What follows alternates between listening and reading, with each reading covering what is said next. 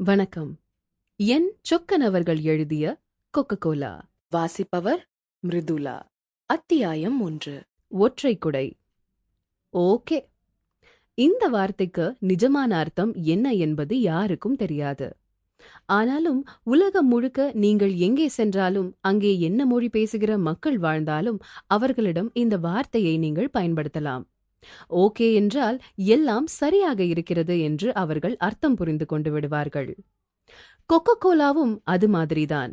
நாடு, இனமொழி, கலாச்சார வித்தியாசங்கள் அனைத்தையும் கடந்து எல்லா விதமான மக்களையும் கவரக்கூடிய ஒரு பானமாக இந்த பூமியை கட்டி போட்டிருக்கிறது.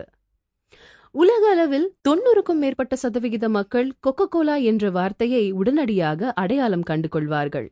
அநேகமாக அவர்களுடைய கை கெட்டும் தூரத்தில் பாட்டிலாகவோ கேன் வடிவத்திலோ கொக்கோகோலா கிடைத்துக் கொண்டிருக்கும். இந்த பக்கத்தை நீங்கள் படித்து முடிப்பதற்கு அரை நிமிடம் ஆகுமா? மிஞ்சி போனால் 1 நிமிடம். இந்த குறுகிய காலகட்டத்துக்குள் பல நாடுகளில் லட்சக்கணக்கான கொக்கோகோலாக்கள் விற்பனையாகி விடுகின்றன. மனித சரித்திரத்தில் கொக்கோகோலாவுக்கு இணையான இன்னொரு வெற்றியை சொல்வது சிரமம். அந்நிறுவனத்தின் பிசினஸ் சாதனைகளோ அவர்கள் சம்பாதித்திருக்கும் பல பில்லியன் டாலர்களோ கூட முக்கியமில்லை.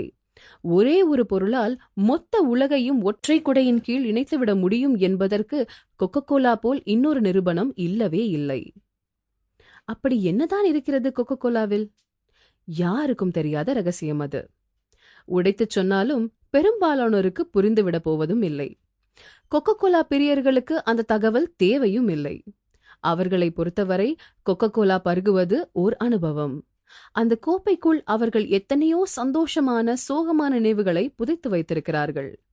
ரசாயன கணக்குகளுக்குள் இதையெல்லாம் கட்டி போட முடியாது. அடிப்படையில் கொக்கோகோலா வெறும் சர்க்கரை கரைசல்தான். அதில் எந்தவிதமான ஊட்டச்சத்துக்களும் இல்லை. அதை பருகுவதால் நம் உடம்புக்கு எந்த சத்தும் சேர்ந்துவிட போவதில்லை. அதனால் கெடுதல் எதுவும் நிகழாமல் இருந்தாலே பெரிய விஷயம்.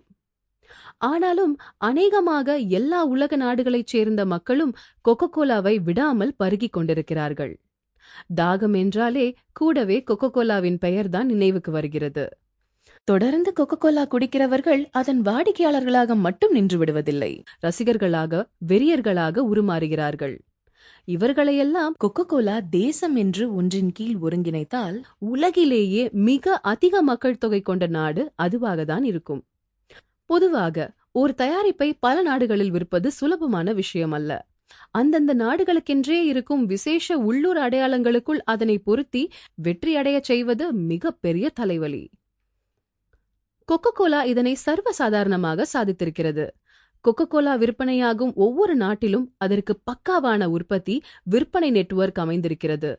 அந்த நாடுகளைச் சேர்ந்த குடிமக்களும் கொக்கோகோலாவை நம்ம ஊர் தயாரிப்பு என்றுதான் நெருக்கமாக நினைக்கிறார்கள். இதனால்தான் கொக்கோகோலாவின் வெற்றி வெறும் பிசினஸ் சாதனையாக பார்க்காமல் சமூக மாற்றமாகவே வர்ணிக்கப்படுகிறது. உலக சந்தை என்கிற சமாச்சாரத்தை முதன்முறையாக முயன்று பார்த்து வெற்றியடைந்த நிறுவனங்களில் ஒன்று கொக்கோகோலா. கொக்கோகோலா பானத்திற்கு இப்பொழுது வயது 120 தாண்டிவிட்டது. இந்த 1.25 நூற்றாண்டு கால பாரம்பரியத்தை தக்க வைத்துக் கொண்டு அதே சமயம் ஒரு இளமை தோற்றத்தையும் காண்பித்து உலகமெங்கும் இரட்டை குதிரை சவாரி செய்கிறார்கள். இந்த மகா வெற்றி எப்படி சாத்தியமானது? சாதாரண சர்க்கரை தண்ணீர் மூலமாக ஒட்டுமொத்த உலகையும் ஆட்டி படைக்கலாம் என்று யாருக்கு எப்பொழுது தோன்றியது? அவர்களுடைய கனவை இந்த அளவு பிரம்மாண்டமாக எடுத்துச் சென்று ஜெயிக்க செய்தது யார்? எப்படி? ஜில் என்று ஒரு கோப்பை கொக்கோகோலாவுடன் வந்து உட்காருங்கள். நிதானமாக ருசித்து பேச வேண்டிய கதை இது. அத்தியாயம் 2. திடீர் மருந்துகள். 1 வாரமா சரியான தலைவலி டாக்டர். கூடவே ஜலதோஷம். உடம்பெல்லாம் சோர்வா இருக்கு. ஏதாச்சும் நல்ல மருந்தா இருந்தா கொடுங்க என்று டாக்டரிடம் பரிதாபமாக சொல்கிறோம். அவருடனே 1/2 ounce கொக்கோகோலாவை தண்ணில குழைச்சு சாப்பிடுங்க, 2 நாள்ல எல்லாம் சரியா போயிடும் என்று சொன்னால் எப்படி இருக்கும்? இன்றைக்கு நமக்கு இது காமெடி. ஆனால் சுமார் 1.25 நூற்றாண்டு காலத்துக்கு முன்னால் கொக்கோகோலா இப்படிதான் அமெரிக்க பொதுமக்களுக்கு முதலில் அறிமுகமானது. 19ஆம் நூற்றாண்டின் பின்பகுதி அமெரிக்காவில் சராசரியாக மக்கள் குடியேறி கொண்டிருந்த காலகட்டம். Sample complete. Ready to continue?